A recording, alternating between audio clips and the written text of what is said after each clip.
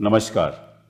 दिल से के इस एपिसोड में आज हम ऐसे प्रदेश की बात करेंगे, अगर वो प्रदेश को दुनिया के अगर देशों की जनसंख्या के हिसाब से देखा जाए तो 5वें नंबर पे पड़ेगा और उस प्रदेश की राजनीति हिंदुस्तान की राजनीति तय करती है।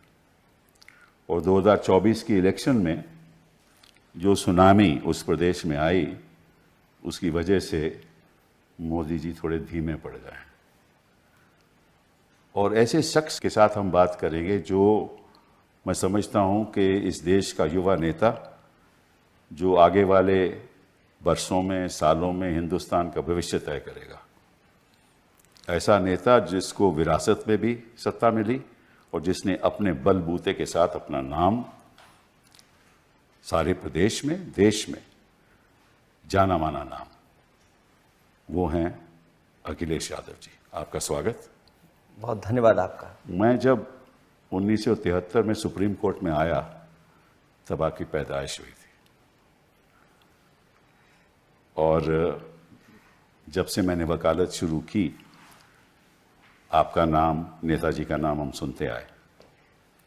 और सबसे पहले तो मैं आपसे कहना चाहता हूं कि जितनी जल्दी से आपने अपना राजनीतिक जीवन बनाया है, 2004 में आप लोकसभा में आए, 2009 में आए, 2012 से 17 तक आप चीफ मिनिस्टर रहे, बड़ी बड़ी योजनाएं आपने चालू की, आगरा एक्सप्रेसवे, मतलब कि जो आपने डेवलपमेंटल वर्क्स किए शायद ही किसी ने किए हों, और जो सोशल काम आपने किया, चाहे वो विद्या धन की स्कीम हो, चाहे वो लैंडलाइन हो, महिलाओं के लिए लाइन हो, चाहे वो आपने कई और ऐसी योजनाएं की। तो लेकिन उसके बावजूद 2019 में आपको उतनी सफलता नहीं मिली। क्यों नहीं मिली उसके बारे में हम चर्चा करेंगे। बट शुरुआत करते हैं हम 2024 से। जो सुनामी उत्तर प्रदेश में आई, तो बताइए कैसे आई? मैं धन्यवाद देता हूं, और आपने पूरा परिचय भी दिया। और सच्चाई ये है कि पूरा देश इंतज़ार कर रहा था ऐसे ही परिणाम के लिए। मैं आपके माध्यम से उत्तर प्रदेश जनता का धन्यवाद देता हूं कि उन्होंने इंडिया अलायंस और पीडीए रणनीति की मदद की, और उसका परिणाम ये हुआ जहां भारतीय जनता पार्टी 70 या 80 में 80 सीटें जीतने की बात कर रही थी, वो बहुमत से पीछे रह गए। और आज भी अगर हम गिनती देखें, उत्तर प्रदेश में अगर बीजेपी ना हारी होती तो आज उनकी बहुमत की सरकार होती। जितना इंडिया अलायंस ने हराया, समाजवादी पार्टी ने उनको हराया, वो सीटें अगर वो जीत गए होते तो बहुमत की सरकार होती। सही बात। तो उत्तर प्रदेश की जनता ने उन्हें रोका, और जो जनता चाहती थी वही मुद्दे उठाए, जो कॉन्स्टिट्यूंसी जिस प्रत्याशी को चाहती थी, हमारी कोशिश रही पार्टी के उसी तरह का प्रत्याशी उतारें। और परिणाम ये हुआ कि अगर हम वोट की गिनती के हिसाब से देखें तो जो प्रधानमंत्री जी 4 लाख 5 लाख के लगभग जीते थे, और उनके कार्यकर्ता इस चुनाव में कह रहे थे कि 10 लाख वोट से जीतेंगे। जीते ज़रूर हैं वो, लेकिन वोट से वो हारे हैं। इस तरह और भी उनके जो साथी थे, कई लोग, वो चुनाव नहीं जीत पाए, हार गए। लेकिन मैं समझता हूं कि जो आपका योगदान इसमें रहा वो बहुत ही महत्वपूर्ण था। इसलिए मैं कह रहा हूं कि मैं देख रहा था आपने टिकटें किस किस को दी। आपने अपने यादवों को केवल 5 को टिकट दी, आपने 32 ओबीसीज को टिकट दी, आपने 16 दलित्स को दी, आपने 10 अपर कास्ट को दी, आपने 4 अल्पसंख्यक मुसलमानों को दी। ये रणनीति आपने बनाई और इसका परिणाम हमने देखा। ये आपको कैसे सुलझा? होता यूँ था कि भारतीय जनता पार्टी और उनके सहयोगी लोग हमेशा समाजवादी पार्टी पे ये आरोप लगाते थे कि उनके पास ये MY है, इसके अलावा उन पर कोई वोट नहीं है। तो आपने पीडीए कर दिया। तो इसलिए, क्योंकि उन MY को हराना था मुझे, उनके पास भी MY है, मोदी और योगी। तो जब उनके MY को हराना था तो मुझे अपनी रणनीति बदलनी थी। इसलिए पीडीए, जो बड़ी आबादी है, 90% लोग हैं, उनकी आवाज़ बन करके वो गठबंधन बनाया, उस पर लगातार हम लोगों ने काम किया, संविधान की बात की, आरक्षण छीनने की बात कही, और जिस तरह उनके साथ भेदभाव हो रहा है कानूनी तरीके से सरकार के प्रशासन से, उन बातों को उठाया। उसका परिणाम हुआ कि बड़ी संख्या में वो आबादी हमारे साथ जुड़ गई और उसी ने भारतीय जनता पार्टी का मुकाबला किया। जो सपने देख रहे थे 80 में 80 सीटों का, वो उत्तर प्रदेश की वजह से बहुमत में नहीं आ पाए। मतलब कि एक तो होता है कि जनता के पास जाकर भाषण देना, दूसरी होती है जो रणनीति आप बूथ पे बनाते हैं। तो मुझे ऐसा लगा कि आपकी बूथ की रणनीति सफल रही, क्योंकि पिछले कई चुनाव समाजवादी पार्टी जीती नहीं थी, और क्योंकि भारतीय जनता पार्टी के पास रिसोर्सेज बहुत हैं, उन्होंने ऐसा जाल फैला रखा था कि पन्ना प्रभारी उनके बहुत हैं, एडमिनिस्ट्रेशन उनके साथ था, बाहरी लोग उनके साथ थे। उनका जो सहयोगी दल है, एक सहयोगी परिवार है, वो लगातार ज़मीन पर भड़काने की बात, नफरत फैलाने की बात कर रहे थे। इसलिए ज़रूरी बनता था कि पूरी पार्टी के कैडर को, कार्यकर्ता को जिम्मेदारी दे करके कि भौगोलिक दृष्टि से और राजनीतिक दृष्टि से और सामाजिक दृष्टि से क्या उचित होगा, उसी तरह का संगठन बनाया, उसी तरह का प्रत्याशी तय किया, उन्हीं लीडर्स की जिम्मेदारी दी। उसका परिणाम हुआ कि इस बड़ी पार्टी से मुकाबला कर पाए। इसमें कोई इसका भी योगदान था कि जो योगी जी हैं वो आजकल मैंने सुना है कि थोड़ी दुविधा में हैं और बैकवर्ड कम्युनिटी उनके संग नहीं है, और ये जो केशव मौर्य ये जो चल रहा है, इसमें कितना सच है? बीजेपी के लोग बोलते तो जरूर हैं कि सबका साथ सबका विकास, लेकिन उनके फैसलों में ये सबका साथ सबका विकास नहीं दिखाई देता है। और ये लड़ाई केवल दो लीडर्स की यूपी की नहीं है, सच्चाई तो ये है लड़ाई दिल्ली और लखनऊ की है। अच्छा, वो तो मोहरा बने हुए हैं। जो एक नेता हैं, योगी जी को हटाना चाहते हैं, वो केवल मात्र मोहरा है। लड़ाई तो दिल्ली और लखनऊ की है। आपने कहा ना कि 100 लाओ और सरकार बनाओ, तो इधर बाजार में चीजें देखते हैं कि समय समय ऑफर आता है। तो मैंने कहा पॉलिटिकल ऑफर भी दिया जाए उनको और कहा जाए कि हमारे पास तो हैं संख्या, अगर वो 100 ले आए तो मुख्यमंत्री बन सकते हैं, बहुमत के पास पहुंच सकते हैं। तो इसका मैं समझता हूँ कि योगी जी को भी बहुत नुकसान होगा, और जो उथल पुथल जो उत्तर प्रदेश की राजनीति में होगा उसमें फायदा आपको होगा अगली बार असेंबली। इन्हें अपने जो कार्यकाल किया है और क्या फैसले जनता के लिए, उसका असर पड़ेगा ही पड़ेगा। और ये जो दूरियां बन रही हैं आपस में उनके, और दूरियों की वजह से जो जनता की काम नहीं हो रहे हैं, ये कोई कुर्सी बचाने के लिए आज का जो फैसला, हाल में जो फैसला है लिया सरकार ने कि जो मुस्लिम लोग हैं वो अपनी तख्ती लगा लें, वो इसलिए लगाया उन्होंने क्योंकि वो अपनी कुर्सी बचाना चाहते हैं। वो कुर्सी बचाने के लिए उन्होंने ये फैसला लिया। जो कावड़िया की बात जो हो रही है, कावड़िया को, ये जो कावड़िया के लिए जाने वाले रास्ते पर, और खासकर उनकी नज़र थी कि मुस्लिम जो लोग हैं उनकी तख्ती लग जाए, वो रास्ता अपनाना इसलिए चाहते हैं वो इस तरह का क्योंकि उनके अंदर झगड़ा है, उस झगड़े को छिपाने के लिए ये सब फैसले लिए गए। पर वो कहते हैं कि अखिलेश जी आपके टाइम भी डायरेक्टिव तो आपने दिया था, ये कहते हैं। हाँ, नहीं ठीक बात है। क्योंकि वो उनके पास कागज होंगे, तो वो इसलिए नहीं था कि आप उससे नफरत फैलाएं। कोई भी चीज की जाती है तो रजिस्ट्रेशन होता है उसका। मान लीजिए हम अपनी गाड़ी पर ड्राइविंग लाइसेंस लगा के तो नहीं चलते हैं ना, नहीं आपने जब कोई मांगता है तो ड्राइविंग लाइसेंस दिखाते हैं। मैंने सुना है कि जो आपका जो डायरेक्टिव था वो ये था कि भाई अगर आप रेस्टोरेंट है जो आपका लाइसेंस है वो लाइसेंस आप दिखना चाहिए, दिखना चाहिए। होना और चाहिए। कोई आपका डायरेक्टिव नहीं था? नहीं बिल्कुल नहीं। हाँ, बिल्कुल तो मतलब कि ये भी एक मैं समझता हूं कि फैला रहे हैं, गलत चीज फैला रहे हैं, इनकी आदत है। क्योंकि जब बैकफुट पे चले गए, जनता इस फैसले के पक्ष में नहीं है, चाहे वो हिंदू हो चाहे मुसलमान हो, क्योंकि कारोबार जोड़ता है हमें। एक जगह पर क्या पता कौन किसके साथ जुड़ा हुआ है कारोबार से। एक मुसलमान का रेस्टोरेंट है, उसमें सारे हिंदू काम करते हैं, ठीक बात है। तो अगर वहां जाके आप खाना नहीं खाओगे तो नुकसान किसको होगा? ठीक बात है। और इसी तरह बहुत सारे कारोबार हैं, दलित लोग हैं जो चलाते हैं, ठीक तो अगर वो कहने लगे कि हम इसके मालिक हैं तो उसका नतीजा क्या होगा सब जानते हैं। तो ये सरकार समझ नहीं पा रही है। कारोबार लोगों को जोड़ती है, कारोबार लोगों के बीच में उठना बैठना बनाता है। बहुत दुख की एक बात कारोबार से हर तरह के लोग जुड़े रहते हैं। ये केवल कुर्सी, वोट, नफरत, इसलिए ये फैसला ले रहे हैं ऐसे। बट नफरत तो ये पिछले 10 साल से चला रहे हैं, अब तो इनको पता चलना चाहिए कि नफरत की बात अब जनता मान नहीं रही, जनता समझ गई है कि ये तो भाषणों की सरकार है, ये काम करने वाले तो है ही नहीं। जब ये अयोध्या से हार गए तो इनको पता है कि सांप्रदायिक राजनीति का अंत हो गया है। तो जो सांप्रदायिक राजनीति का जो दिया है वो फड़फड़ा रहा है, जैसे दिए आखिरी में बुझने से पहले रोशनी ज्यादा करता है, जी हाँ, हलचल ज्यादा मचाता है। बिल्कुल। तो सांप्रदायिक राजनीति खत्म हो रही है, इसलिए फड़फड़ा रहे हैं कि कोई फैसला ऐसा लें कि लोगों के दिल और दिमाग में वो बात जाए जिससे कि दूरियां बने।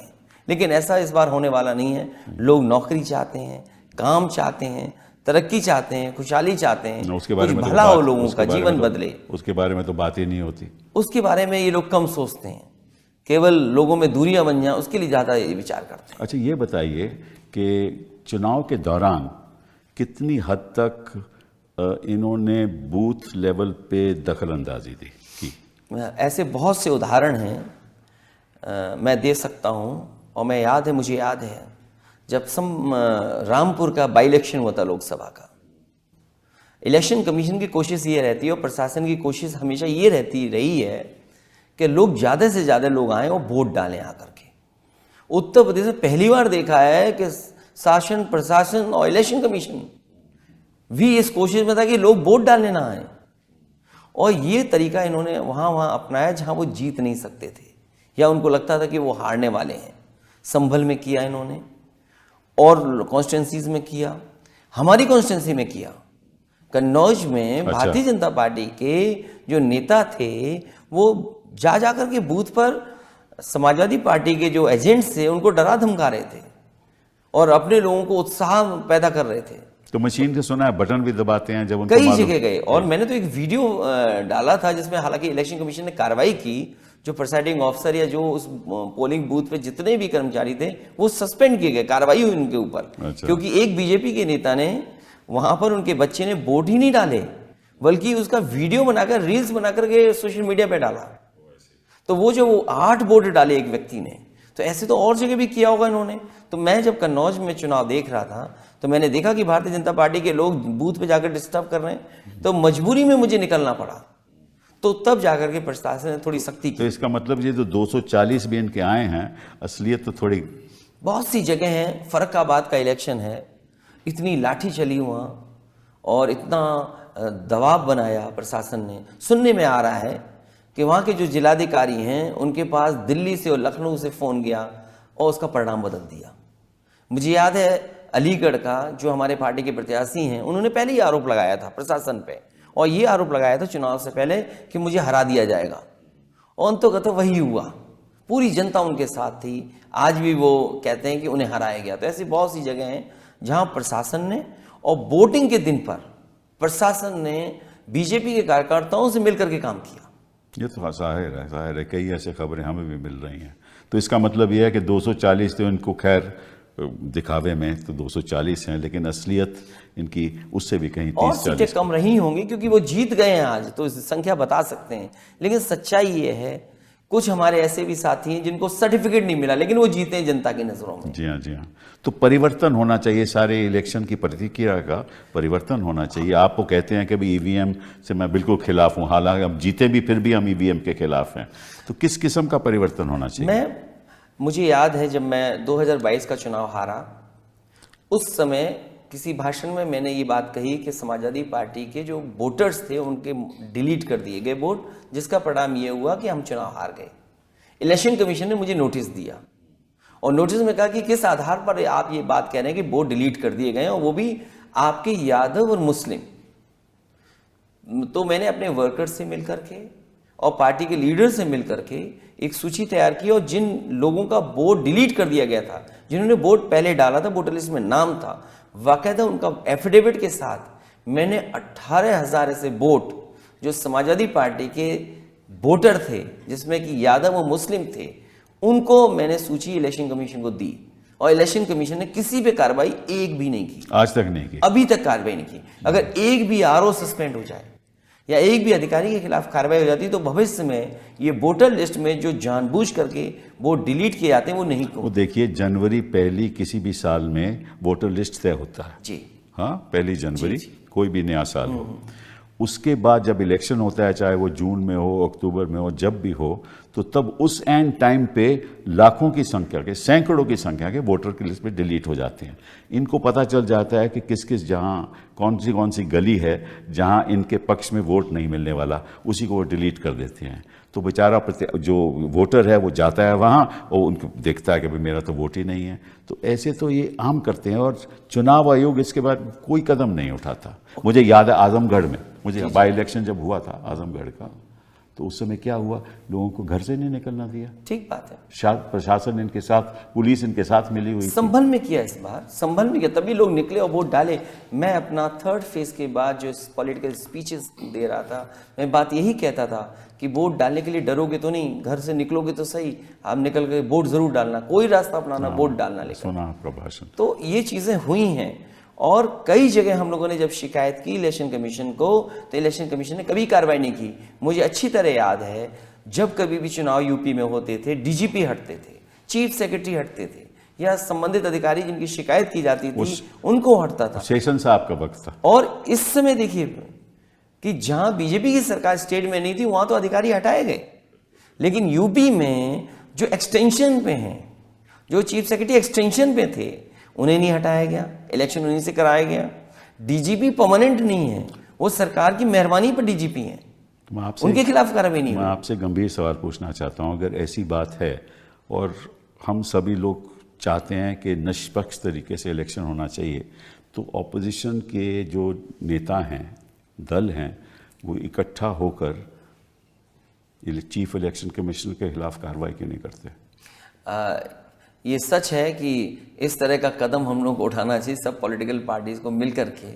आप इसमें पहल कीजिए ना। मैं इस पर तैयारी करनी चाहिए, और इसलिए ज़रूरी है तैयारी कि कई बार लोगों को भरोसा नहीं है। जो बात पिछले सवाल में आपने पूछा था ईवीएम को लेकर के, कई देश जो डेवलप्ड कंट्रीज हैं वहां भी नहीं, उनमें अनकॉन्स्टिट्यूशनल है। अगर ईवीएम आप इस्तेमाल जर्मनी के सुप्रीम कोर्ट, जर्मनी में वहाँ के सुप्रीम कोर्ट ने ये कहा है कि अगर ईवीएम का आप इस्तेमाल करते हैं तो अनकॉन्स्टिट्यूशनल है, और बहुत से जगह देशों में बैलेट से वोट पड़ रहा है, तो हमारे देश में क्यों नहीं? तो आप नेता लोग बैठिए और इस पे तय कीजिए कि क्या होना चाहिए, क्योंकि ऐसा तो होना नहीं हो सकता कि भाई इलेक्शन कमीशन शासन के साथ मिला हो और एक तरफिया काम हो रहा हो। तो उससे तो इलेक्शन फेयर नहीं हो सकता है, और फिर ट्रांसपेरेंसी कैसे आएगी? लोग जान रहे हैं कि वोट किसको दे रहे हैं, उससे दुश्मनियां बढ़ रही हैं। चलिए, ये तो हो गई उत्तर प्रदेश की बात। अब देखते हैं ट्रांसपेरेंसी पार्लियामेंट में क्या हो रहा है। क्या यहाँ भी ट्रांसपेरेंसी है? आपके स्पीकर लोग, आपके चेयरमैन साहब माइक बंद कर देते हैं, बोलने नहीं देते, इंटरप्ट करते हैं। आप लोग क्या कर रहे हो? ये सवाल उठा था और उठेगा, और हमारी कोशिश होगी कि स्पीकर साहब से निवेदन करेंगे कि किसी भी लीडर का माइक बंद नहीं हो, क्योंकि वहाँ बोलने आ रहे हैं, अपनी बात कहने आ रहे हैं। अगर लोकसभा में नहीं बोलेंगे जनता की बात, तो कहाँ बोलेंगे? ये एक संवैधानिक सवाल है। आर्टिकल 105 ऑफ द कॉन्स्टिट्यूशन कहता है कि किसी भी सांसद को बोलने का पार्लियामेंट में हक है, ये उसका हक है जी, subject to rules, subject to procedure. अब हमारा लोकसभा का प्रोसीजर या राज्यसभा का प्रोसीजर, उसमें कहीं नहीं लिखा हुआ कि किसी का माइक बंद हो सकता है, कहीं नहीं लिखा हुआ।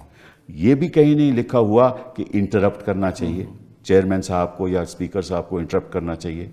ये भी नहीं लिखा हुआ कि अगर विपक्ष प्रोटेस्ट कर रहा है तो उसको जनता को नहीं दिखा सकते आप, ये भी नहीं लिखा हुआ।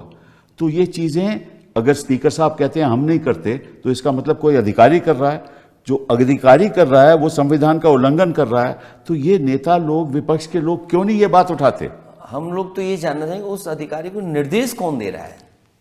वो तो ऑब्वियस है, वो तो ऑब्वियस है। तो इसका मतलब ये हुआ कि सरकार ही निर्देश दे रही है। बिल्कुल। तो बहुत जल्दी, क्योंकि पिछली बार भी बात सवाल उठा था और सदन बहुत दिन नहीं चला पिछली बार। आज पहला दिन था बजट का, कल बजट पेश होगा। ये बात अगर आएगी तो हम सब मिल करके आवाज़ उठाएंगे कि किसी भी सांसद का माइक बंद नहीं हो। हम यहाँ बोलने आते हैं, हमारा अधिकार बनता है कि हम अपनी बात कहें। मैं आपको सुझाव दूंगा, अगर आप आवाज़ उठाएंगे तो मुझे मालूम है उसका निर्णय क्या होगा। और अगर वही निर्णय होगा जो मैं समझता हूँ, तो निश्चित रूप से आपको पार्लियामेंट में सुप्रीम कोर्ट जाना चाहिए, क्योंकि ये आपका संवैधानिक हक है। देखिए, आपको याद होगा कि एक ऐसा वक्त होता था जब दूरदर्शन केवल क्रिकेट मैच दिखा सकता था, कोई और दिखा नहीं सकता था। हाँ? फिर 1990-91 में मुझे याद है एक फैसला आया सुप्रीम कोर्ट का कि आम जनता का हक है देखने का क्रिकेट मैच को, ये part of freedom of expression है। ठीक है ना? तो अब जो भी कार्रवाई पार्लियामेंट में हो रही है, that is part of freedom of expression of the people of this country. ठीक बात।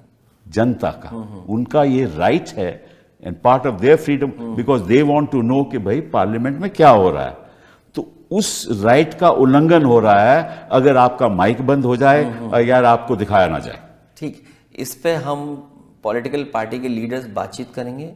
अगर इतना आगे कदम बढ़ाना पड़ेगा तो उसके लिए भी हम लोग बढ़ेंगे। बहुत बढ़िया बात है, ये बहुत ही अहम बात है कि ज़रूरी भी है, और ख़ास तौर पे क्योंकि इस स्तर पे पहुंच गई है राजनीति, इतना तनाव हो गया है देश में कि केवल करवाहट के, केवल एक दूसरे पे आरोप लगाना, देश की जनता के सामने जो चुनौतियां हैं, जो चुनौती किसानों की चुनौती है, बेरोज़गारी की चुनौती है, इस पे तो कोई ध्यान ही नहीं दे रहा।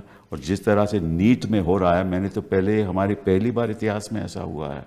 और नीट के बारे में सुप्रीम कोर्ट रोज़ के रोज़, सुप्रीम कोर्ट बेचारी क्या कर सकती है?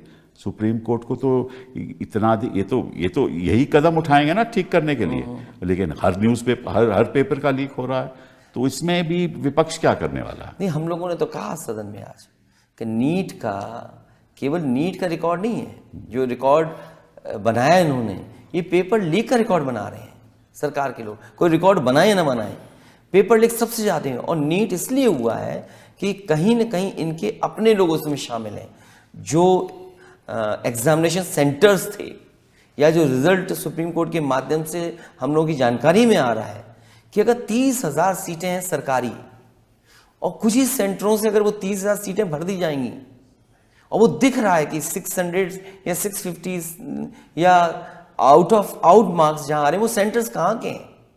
सीकर का पता लग रहा है कि 2000 से ज्यादा एक ही जगह बच्चे पास हो गए, जिनको इतने बड़े पैमाने पर सरकारी फिर डॉक्टर बन जाएंगे, वो फिर डॉक्टर बन जाएंगे। तो वही हमारी जान से खिलवाड़ कर रही है सरकार। कम से कम सरकार को इससे हमारी जान से खिलवाड़ ना करे, लोगों की जान से खिलवाड़ कर रही है सरकार। नहीं, बहुत ही गंभीर मामला है, बहुत ही ज्यादा। और लोग पकड़े जा रहे हैं, सीबीआई ने पकड़ा है, तो अगर सरकार को किस बात से ये रोकने की प्रयास करेगी, परीक्षा क्यों नहीं कैंसिल कर रहे हैं? सुनने में तो ये आता है कि कुछ जो अधिकारी एनटीए के जो चेयरमैन थे, उनके संबंध बीजेपी और बीजेपी के परिवार के लोगों के साथ बहुत खासम खास रहे हैं। यानी ये तो बात बहुत ही ज़्यादा गंभीर है, और ख़ास तौर पे देश में स्वास्थ्य की ऐसी दिशा हो जाए कि जिस डॉक्टर के पास मेरिट ही नहीं है वो आपका इलाज करने जाए तो क्या होगा? जान से खिलवाड़ करना सरकार की नीयत नहीं होनी चाहिए। अच्छा, आप ये बताइए, ये तो बात खैर हमने देखा कि पार्लियामेंट में क्या हो रहा है, क्या अभी कुछ दिन के बाद पता चलेगा बजट सेशन किस तरह से आगे बढ़ता है। लेकिन ये बताइए कि इंडिया अलायंस की जब हम बात करते हैं तो इकट्ठा होकर कौन से आपने फैसले लिए? मैं समझता हूं कि अगर इलेक्शन का परिणाम देखा जाए तो बंगाल में ममता जी जीती, और उत्तर प्रदेश में आपकी वजह से जीते, और महाराष्ट्र में वो उद्धव जी और शरद उनकी वजह से जीते, और केरला में तो खैर कोई बात ही नहीं है। तो जहाँ जहाँ भी जीत हुई है आपकी इंडिया अलायंस की, वो एक्चुअली प्रदेश के लेवल पे जीत हुई है, उसमें इंडिया अलायंस का ज़्यादा कोई योगदान रहा नहीं मेरे हिसाब से। मैं गलत भी हो सकता हूँ। इंडिया अलायंस जब बना था, और मुझे याद है जब नीतीश कुमार जी ने बनाया था, तो नीतीश कुमार जी ने यही पक्ष रखा था कि रीजनल पार्टीज़ जो जहाँ जितनी मजबूत हैं उनको फ्री हैंड दिया जाए, और उनके माध्यम से जो और दूसरे दल हैं वो चुनाव लड़ें। और वो जब रिजल्ट आया तो वो दिख रहा है, जो कभी नीतीश कुमार जी ने कहा था। जी हाँ, यही बात मैं चर्चा नीतीश कुमार जहाँ से इंडियन अलायंस बना था। जी हाँ, इंडियन अलायंस का एक एडवांटेज जो हम लोगों को मिला वो ये था कि नेशनल नैरेटिव एक बन गया। जी हाँ, कि जो नेशनल लेवल पर बीजेपी का कोई मुकाबला कर सकता है तो वो एक इंडियन अलायंस है। लेकिन इंडियन अलायंस के अंदर जो रीजनल पार्टीज थीं, जो जिस प्रदेश में था उसने अपने हिसाब से परिस्थितियां समझी, उस हिसाब से जो लड़ाई लड़ी उसका परिणाम है कि बीजेपी को रोका जा सका। बिल्कुल बिल्कुल सही। वो आदरणीय ममता जी ने जो बंगाल में लड़ाई सीधी लड़ी, बिहार में हम थोड़ा चूक गए, दिल्ली में हम थोड़ा पीछे रह गए। जहाँ हमें उम्मीद थी कि मध्य प्रदेश में अच्छा होगा इंडिया अलायंस, या तेलंगाना में बहुत अच्छा होगा, कर्नाटका में बहुत अच्छा होगा। जहाँ तो 1 to 1 रहा, देखिए ना, जहाँ देखिए आप कोई भी प्रदेश में 1 to 1 जहाँ फाइट हुई, गुजरात में 1 to 1 फाइट हुई, मध्य प्रदेश में 1 to 1 फाइट हुई, वहाँ अलायंस का कोई जोर ही नहीं रहा, क्योंकि वो तो कांग्रेस वर्सेस बीजेपी था। तो कहने का मतलब ये है कि जो आपकी प्रदेश की पार्टियां हैं उनकी वजह से आज विपक्ष की इतनी सीटें आई हैं, लेकिन जो इंडिया अलायंस का एक ढांचा बनना चाहिए, मैं समझता हूं वो आज तक नहीं बना। हो सकता है उस समय हम लोगों ने थोड़ा ज़्यादा गुजार दिया, अगर समय न गुजारा गया होता तो शायद सरकार भी इंडिया अलायंस की होती। आपको एक सेक्रेटेरिएट बनाना चाहिए था, इंडिया अलायंस का सेक्रेटेरिएट बनाना चाहिए था। वहाँ आपको इंडिया अलायंस के स्पोक्स पर्सन होने चाहिए थे, ताकि अगर मोदी जी कुछ कहें तो अलायंस की तरफ से कोई बोलने वाला हो, रिएक्शन आना चाहिए। ठीक है ना। तो ये जो नहीं बना ढांचा, उससे मैं थोड़ा समझता हूँ कि आपका नुकसान हुआ है। अभी आपके पास 5 साल हैं, तो मैं समझता हूँ कि इस संदर्भ में थोड़ी शुरुआत आप लोगों को करनी चाहिए। अभी उस पर पीछे मुड़ के क्या देखें, लेकिन हाँ आगे कुछ अगर इस तरह के सुझाव होंगे तो विचार करना चाहिए हम सबको। ये बहुत ज़रूरी है, क्योंकि जब तक इकट्ठा होकर आप नहीं लड़ोगे तब तक मोदी जी कुछ ना कुछ षड्यंत्र करते रहेंगे। हाँ, बीजेपी इस समय कमज़ोर है, बीजेपी बैकफुट पर है और बीजेपी को कोई रास्ता नहीं है। अभी तो आपके प्रदेश में बाई इलेक्शन भी आने वाले हैं। उसकी तैयारी है, हालांकि सरकार अपनी तरह से तैयारी कर रही है, बीजेपी सरकार से मिलकर तैयारी कर रही है लेकिन वहाँ जनता इस बार फिर बीजेपी को हराएगी। तो अभी देखो बाई इलेक्शन में इनकी बुरी हालत हुई है, सब जगह हारे। हाँ, सब जगह हारे हैं अभी। जो जहाँ रिजल्ट हुआ सबसे बुरा हारे वो। बंगाल में तो 4 के 4 सीटें ममता जी जीती। चलिए इस बात को छोड़ के हम बात करते हैं हिंदुस्तान की आर्थिक स्थिति की। हिंदुस्तान की आर्थिक स्थिति इस तरह से उसका ढांचा है कि चंद लोग अमीर के अमीर होते जा रहे हैं और गरीब बेचारा महंगाई की वजह से, बेरोज़गारी की वजह से उसकी ज़िंदगी में कोई प्रोग्रेस नहीं है।